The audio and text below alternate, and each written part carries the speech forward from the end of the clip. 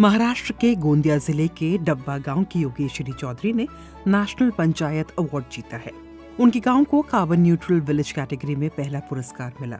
Renewable energy और zero carbon emission हासिल कर उनके गांव ने एक उदाहरण पेश किया है। लेकिन इस अवार्ड को हासिल करने तक का सफर उतना आसान नहीं था।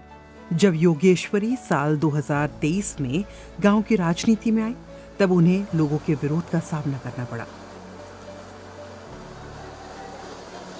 मैं ओबीसी महिलाओं के लिए आरक्षित सीट से सरपंच बनी। पुरुष अक्सर महिला सरपंचों को परेशान करते हैं और अगर महिला विधवा है तो उसे और ज्यादा विरोध झेलना होता है।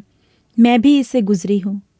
उस वक्त मैं मानसिक रूप से बहुत परेशान हुई, लेकिन आज मेरे गांव ने अपना नाम बनाया है और मेरी तालुका ने भी। मैं इसका श्रेय उन सबको देती हूँ जिन्होंने मेरा विरोध किया था।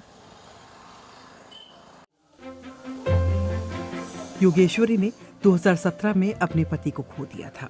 जब वो सरपंच बनी तो उन्हें पितृसत्तात्मक मानसिकता रखने वाले गांव के लोगों ने काफी परेशान किया।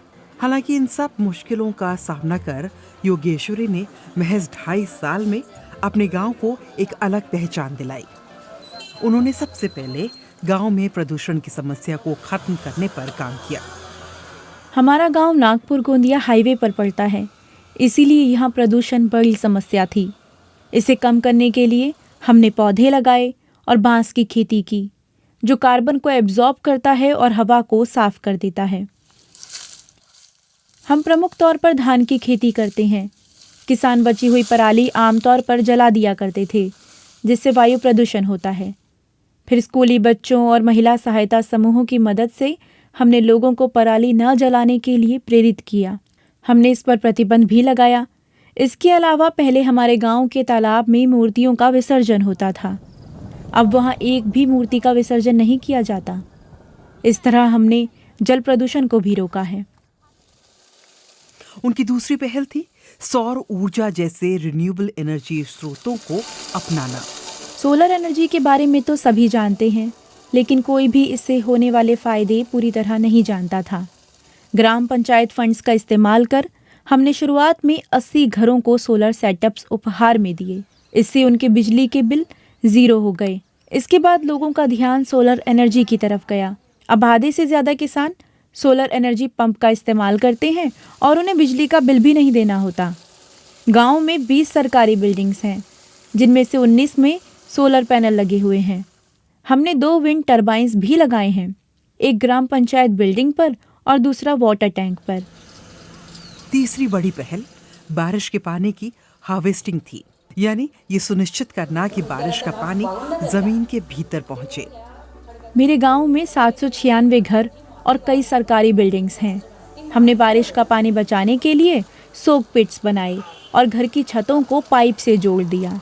हमने लोगों को समझाया कि अगर हम इस साल पानी बचाएंगे तो अगले साल उन्हें भूजल स्तर में बढ़ोतरी देखने को मिलेगी। आमतौर पर हम झील के पानी को जमा करते हैं, लेकिन ये ज़मीन के नीचे नहीं जाता। इसीलिए हमने एक ऐसा पाइप सिस्टम बनाया जिससे झील का अतिरिक्त पानी बहने के बजाय ज़मीन में रिस जाए। उनकी चौथी पहल थी सॉलिड वेस्ट मैनेजमेंट, जिसे सख्ती से अपनाया गया। मनरेगा के अंतर्गत हर एक चौक पर खाद के गड्ढे बनाए गए और लोगों से कहा गया कि वो अपना कचरा उसी में डालें। इसमें जमा कचरे को सॉलिड वेस्ट शेड में भेजा जाता है, जहां इससे गीले और सूखे कचरे को अलग किया जाता है। गीले कचरे को खाद में बदल दिया जाता है, जबकि सूखे कचरे का इस्तेमाल क्रिएटिविटी के जरिए होता है। इसके तहत हम सार्वजनिक स्थानों को सुंदर बनाने के साथ साथ सजावट की चीजें बनाते हैं। योगेश्वरी चौधरी के 2.5 साल के कार्यकाल में डब्बा ग्राम पंचायत ने कई और अवार्ड्स भी जीते हैं। हमें अच्छे सीवेज मैनेजमेंट के लिए 50,000 रुपए मिले। स्मार्ट विलेज स्कीम के तहत 10 लाख रुपए मिले। संत गाडगे बाबा योजना के तहत 60,000 रुपए मिले। माय वसुंधरा कैंपेन में हम राज्य में 3रे स्थान पर रहे और हमें 50 लाख रुपए मिले। इसके अलावा नेशनल पंचायत अवार्ड्स में हमें कार्बन न्यूट्रल कैटेगरी में एक विशेष अवार्ड मिला जो 1 करोड़ रुपए का है।